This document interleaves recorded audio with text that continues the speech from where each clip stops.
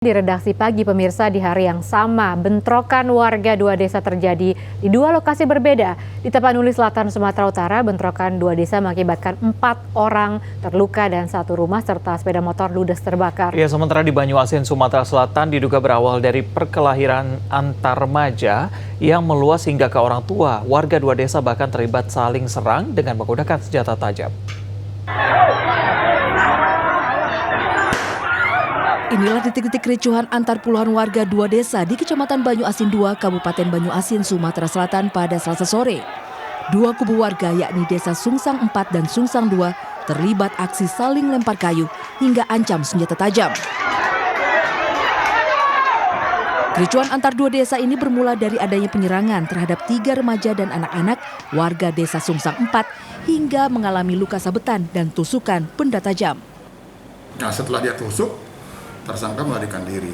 Kemudian selang beberapa waktu, keluarga korban melaporkan ke Polsek yang ada di Sungsang, dan malam harinya Polsek berhasil mengamankan dua tersangka tadi, dan saat ini sudah diproses di Polres Banyuasin.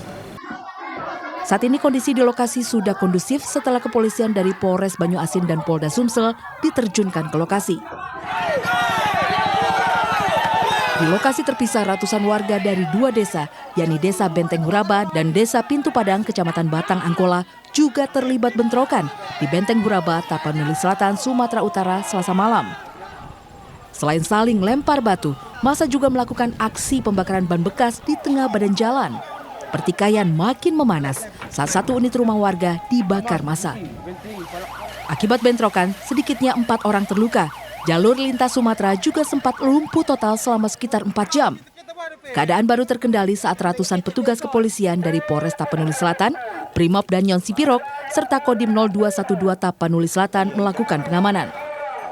Bentrokan diduga dipicu aksi anak-anak kedua desa yang merayakan Lebaran dengan senapan mainan, lalu terjadi salah paham hingga menimbulkan keributan.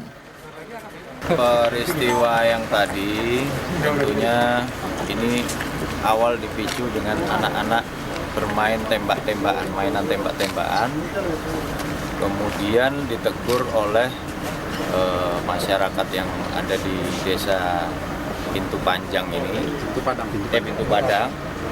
desa Pintu Padang. Setelah ditegur, ternyata ada masyarakat lagi yang tidak terima atas teguran dari masyarakat Pintu Padang itu, sehingga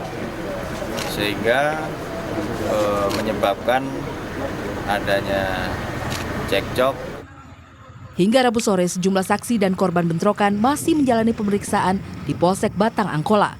Sementara itu, puluhan petugas gabungan disiagakan di lokasi mengantisipasi adanya bentrokan susulan. Tim Liputan, Transmedia.